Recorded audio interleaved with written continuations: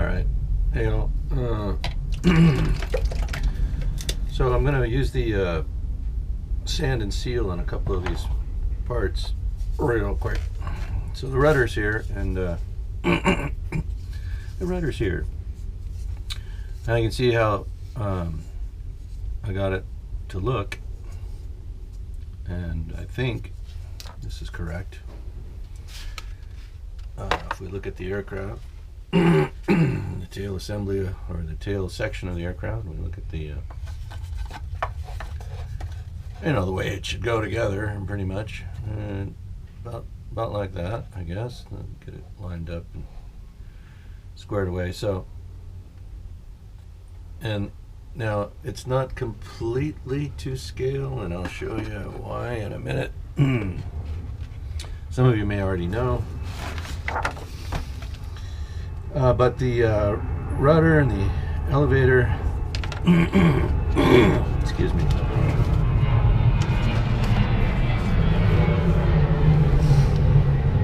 I mean, it's not completely off either, but you can see where the hinges are located. The fin is actually built out, the small square here and the smaller one there, into the rudder, and then hinge pins there, and then again underneath the elevator here, you can't see, there's another internal hinge. The same thing happens here on the elevator. You can see that the stabilizer is built out squares here and here where the hinges are located. I don't have that feature because I didn't want to take the time to do all that extra work and hinging and notching and then fitting that and getting that to work. So, that's on me. And as I said, I don't build perfectly to scale. If I did, this aircraft would look quite a bit different, and I'd be quite a bit older before it got finished. And time is a valuable commodity, and I have other constraints on my time. So I do what I do in the best way I know how to do it, and to try and get that overall visual aspect of my project to look, as a decent representation, not a perfect scale model. And everybody's interpretation of, good or bad or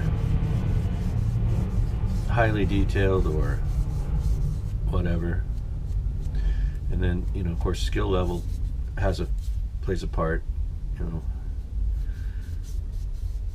I can attempt to do a pure scale representation, but my skill level being what it is, would probably, not do justice. And in time, over many years, if that had always been my goal, I'd be farther along than I am, skill-wise, probably, but I'm happy doing what I do the way I do it. And, there's a lesson in that too.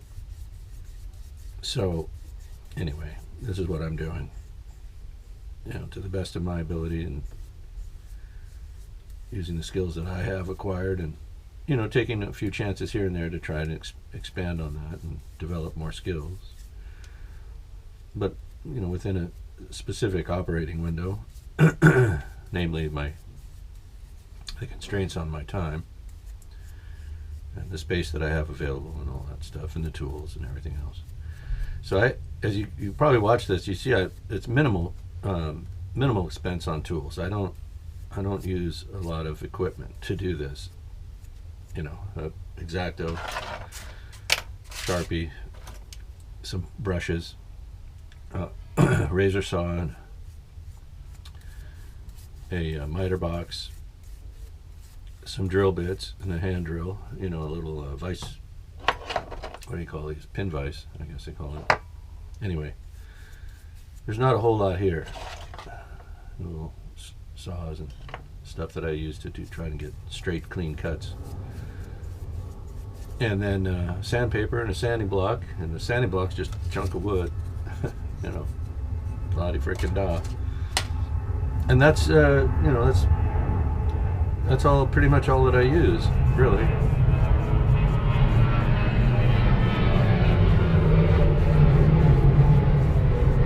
And you know, for spraying and for paint, I either brush on acrylics or I use the rattle cans, spray cans. You know, Tamiya especially makes really good spray paints. They come out pretty fine, and their colors are accurate. And so, you know, that's what I do. You know, I've had airbrushes, and I've, you know, messed around with them, and,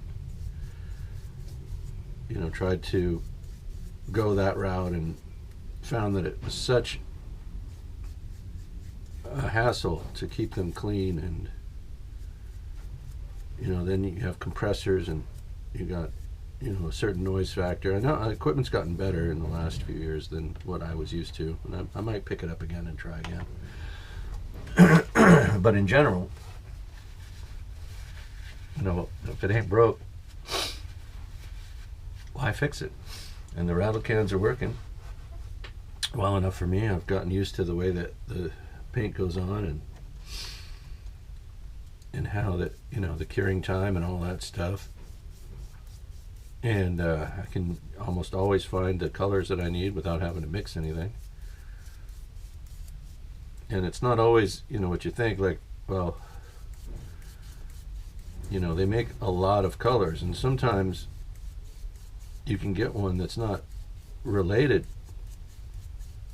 to military aircraft or what have you, but it's a fair representation of a color that would exist either, you know, pretty closely, or as a faded version, or a worn version of the color you're after. So I'm just going to set this aside to dry over here. I don't know if that's on camera or not. So there's that. I apologize. Got all this typical morning congestion. Been a pain in my ass for a long time, but it's what it is. Okay, so I don't know what the camera can pick up. Tail of the aircraft started with the filler there. You know, we're not ready for the cowling ring just yet. These are the formers that are going to go along the underside to form the shape of the belly pan. So there's the largest B13. I think it goes right about here, and you can see when I laid on my the wing skin on the underside here, you know, I was kind of going off the drawings and trying to approximate where that should go, and I'm a little close in here. So what I'll probably end up doing is just trimming off where these notches are for the stringers at the bottom that would have run flush along the underside of the wing. Now I'll just notch it out for this and set it there, and then treat this line as the first stringer on each side, and then just stringer above that, each of the locations above that.